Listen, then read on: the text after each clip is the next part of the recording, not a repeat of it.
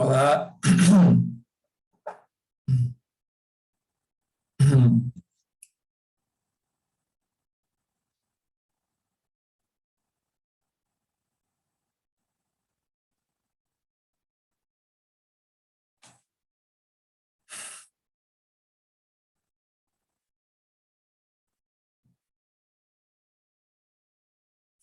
Olá a todos. Meu nome é João Vitor Linhares, eu sou aluno do curso de bacharelado em atuação cênica, faço parte como monitor da disciplina Atuação 5, com o projeto pedagógico A Máscara e Sua Pedagogia, sobre a orientação da professora Ana Scar. Eu vou começar a minha autodescrição. Eu estou aqui no meu quarto, tem uma cortina atrás de mim, também tem uma estante minha com meus livros, uma estante azul, tem 3 troféus que eu ganhei em teatro também, um cartaz de uma peça que fiz na Unirio.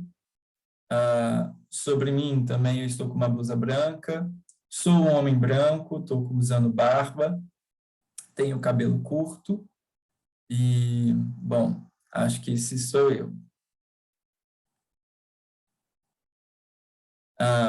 Aqui eu vou falar um pouco dos processos pedagógicos, entendendo o online, monitoria e reflexões. Eu estou apresentando agora um quadro onde, de um lado, tem a máscara e sua pedagogia e tudo que eu falei agora, processos pedagógicos, entendendo online, monitoria, reflexões. De outro lado, na cor azul, laranja e as outras palavras branco. E do outro lado, tem fotos com algumas máscaras. As de cima são máscaras balinesas. As máscaras balinesas, elas são mais expressivas, digamos assim. Elas têm as feições muito bem marcadas, os dentes grandes, as bocas grandes também. Algumas são meia máscara, onde o ator que vai usar a máscara vai falar com a sua própria boca, enfim, vai poder articular. Outras têm já a mandíbula, então a fala fica um pouco afetada por isso. Algumas possuem pelos, né, de animal, que é quando elas são confeccionadas, mas acho que a característica maior delas são a boca, né, e essas feições mais marcadas. Embaixo, nós temos aqui algumas máscaras larvárias. Máscaras larvárias são predominantemente brancas e bem grandes. E elas não possuem tantas expressões assim, é algo mais abstrato. E ela só tem 2 buracos para os olhos. E por elas serem grandes, às vezes, quando o ator porta essa máscara, né, ele nem consegue ver muito bem o que realmente, assim, porque é maior que o rosto, então fica uma coisa não tão uniforme assim. Embaixo aqui, por último, são algumas máscaras gregas. E aí são fotos de algumas antiguidades, de repente de algumas escavações, e algumas delas são feitas com argila, né? Elas são máscaras que têm os olhos, os buracos para os olhos e a boca, né? Que era onde ressoava bem a voz na Grécia. Elas têm as feições bem marcadas também, mas aqui é apenas mais uma ilustração mesmo. Nós não usamos ela em sala de aula. Nas salas de aula, nós costumávamos usar as máscaras balinesas e, às vezes, algum professor poderia vir e oferecer as máscaras larvárias ou as máscaras neutras, ou até mesmo algumas máscaras da comédia dell'arte. Então, esse primeiro tópico aqui, processos pedagógicos, para falar um pouco da máscara teatral, né? A máscara teatral, como uma pedagogia, ela funciona como uma pedagogia para o estudo e trabalho do ator sobre si mesmo e seus processos criativos na cena. É um instrumento que viabiliza concretamente as relações do ator com o espaço, o tempo, o seu parceiro, o público, o objeto e com a palavra. Aqui, o parceiro poderia ser também um objeto, e a palavra também é tão parceira do ator quanto um outro ator em cena. E o público também, para a máscara, ele tem essa função de espelho na cena. É ele que vai dizer para o ator o que está bom, entre aspas, ou o que está ruim. Né? Ele funciona como esse termômetro e ele que dá essa devolutiva maior para o ator. O rigor de suas regras de utilização torna a máscara o veículo perfeito para que as experiências cênicas possam ser compreendidas tanto estruturalmente como no seu conteúdo. A máscara ela tem as suas próprias regras, elas têm as suas regras de uso, de jogo, então ela passa por vários processos que são muito ricos para o ator e que podem, mesmo sem a máscara, se utilizar deles na criação da cena. A máscara ela desperta a consciência corporal do ator, amplia seu vocabulário gestual, ela não atua num lugar psicológico, a máscara é inteiramente do corpo, ela desperta o corpo. Sem corpo vivo, a máscara não vive. Ela ocupa o espaço de outro modo, ela nos requer ações não cotidianas. Ela quer que a gente saia, ela exige que a gente saia de ações cotidianas. Ela está muito ligada à improvisação também, mas ela pode ser trabalhada muito bem com o texto. Ela tem o seu jogo, o jogo da cena e suas regras. Aqui no quadro, também na descrição, é um quadro praticamente todo azul, com essas palavras que eu acabei de dizer, né, algumas coisas que eu escrevi, e tem uma máscara que pode ser da comédia dell'arte também, pelo nariz pontiagudo. É uma máscara bem séria, assim, de um senhor com os lábios um pouco saltados, lábios inferiores saltados, o nariz bem agudo e as sobrancelhas levantadas, um olhar taciturno sobre um fundo preto. Entendendo online. Bom, nosso curso ele passa pela experiência da máscara e muitos alunos, eles, né, colegas meus, eles esperam passar pela máscara quando entram em atuação 5. Mas a pandemia e, enfim, esse processo remoto não pôde ser possível que a gente trabalhasse com essas máscaras. Então, primeiro nós passamos, né, pela frustração, em primeiro lugar, mas depois pelo esse trabalho que era de entendimento e de entender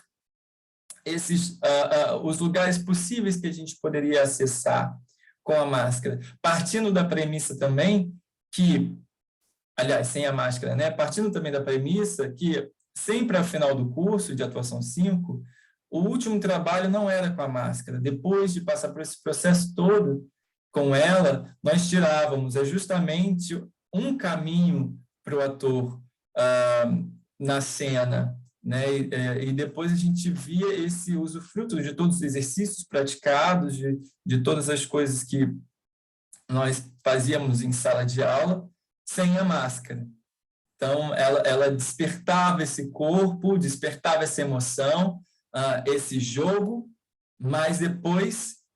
E depois era trabalhado sem a máscara. Então, esse trabalho do Entendendo Online foi um trabalho bem intuitivo, foi tateando mesmo nos primeiros meses, entendendo, era um trabalho pessoal, porque exigia de cada ator um compromisso consigo mesmo, e coletivo, porque a turma tinha que andar junto, caminhar junto, né? O erro de entre aspas, era o acerto no final das contas, né? Foi um processo muito, muito pedagógico. A gente tinha que entender essa exploração limitada que a nossa casa nos dá, que não é uma sala de aula comum. Então, para um curso de teatro, isso também é caro, né? Como é que a gente atua nas nossas próprias casas? E o que a gente via muitas das vezes era era isso, a gente transformando o nosso próprio espaço em um teatro, colocando novamente a prova de que o teatro ele transforma o lugar onde ele acontece, ele transforma a atmosfera, ele transforma aquele local ali e ele dialoga com as pessoas. Muitas das vezes havia intromissão de algum bicho de estimação, ou de um pai, ou de uma mãe que falava com algum aluno, e às vezes isso até poderia fazer parte de alguma cena, digamos assim. Então, nós trabalhamos muito sobre a preparação para a máscara, todos os exercícios que nós fazíamos antes de realmente começar a máscara, nesses períodos antigamente, quando era mais, como estávamos antes da pandemia, né? Então, trabalhamos esses princípios para o trabalho do ator e atuamos muito para as janelinhas. Aqui, a gente trabalhou bastante com o rosto nesse primeiro momento, não colocou tanto o corpo à mostra, como a máscara exige o corpo inteiro à mostra, então a gente foi entendendo esse mundo mais para a janelinha, né, focado mais nas expressões da face, entendendo como é que isso depois poderia reverberar no corpo inteiro. Sobre a monitoria, né, eu escrevi aqui um texto que vou lê-lo. Como metodologia para o desenvolvimento do projeto, o monitor participa de reuniões com o coordenador e é convidado a atuar de maneira propositiva nas reflexões sobre o programa. A ementa e a prática do curso em seus aspectos técnicos, estéticos e éticos da arte da atuação, é convidado a acompanhar algumas etapas da elaboração das aulas, a preparar o espaço físico da sala, selecionar os materiais didáticos e na elaboração de um relatório a respeito das atividades em sala de aula, através de escrita descritiva dos exercícios aplicados.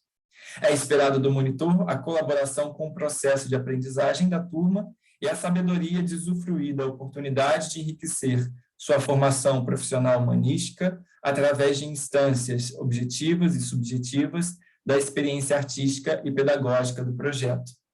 Bom, durante esse período de monitoria, né, ao longo, eu já participei de outras matérias, mas esse em específico, remoto, ele exigiu muito mais, eu acho, da gente no sentido de tentar estar presente sempre, convidar a turma a estar presente. Quando, às vezes, o professor não dava conta, a gente entrava e ia atrás de algum aluno para saber como é que ele estava. Também foi esse lugar de acolhimento, de apoio mútuo, nesse período tão difícil que nós estamos passando, né? Então, o monitor ele é ponte entre o aluno e o professor, sendo eu também um aluno, sempre aprendendo. Como eu sou de bacharelado também, esse processo é um processo que eu adoro fazer parte, gosto muito, e é o processo, para quem é de bacharelado, mais próximo, talvez, de uma graduação de licenciatura, porque é quando você está diretamente lidando com o professor, ali entendendo a didática dele, né, podendo acompanhar, enfim, fazer as minhas próprias reflexões, e esse contato com os alunos. Muitas das vezes eu pude, né, aplicar alguns exercícios, algum aquecimento, então eu também tive essa oportunidade, claro. Aqui a gente teve essa necessidade, né, de ajudar mais o professor a entender o Classroom ou outras plataformas, a fazer postagens, né, dos materiais, e isso foi de grande valia, assim. Inclusive, eu gostaria de ressaltar que esses materiais todos, né, os vídeos, a gente contou durante esses processos, a gente contou com muitos vídeos e muitos textos, para que, a partir daí, a gente né, se voltasse a esse material que talvez em sala de aula, num período mais comum, a gente não se detivesse tanto, mas a ver esse material e usufruir muito, porque era o que a gente tem os textos para nos dar a imaginação, os vídeos, né, para nos mostrar de fato, enfim, e foi bastante oportuno, assim, ter essa quantidade boa de material que a gente pôde proporcionar para os alunos. Então, essa experiência, né, artística e pedagógica, ela é muito valiosa para todo mundo que faz a monitoria.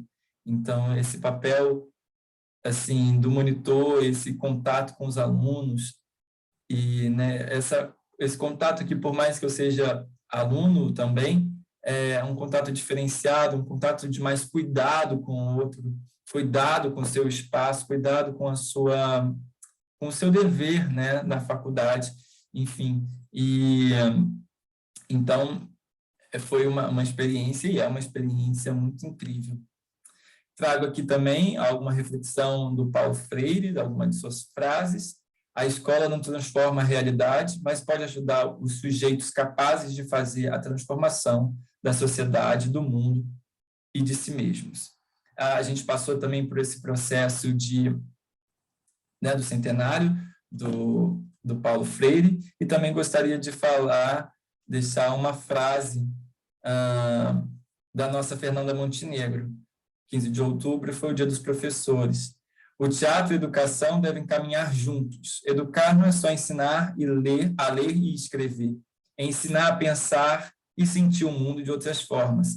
Acho que nesse período foi imprescindível o teatro nas nossas vidas e, sobretudo, esse fazer, não parar esse fazer teatral, e dar novas caras, e dar a cara a tapa para se jogar, né, em algo que a gente não conhecia.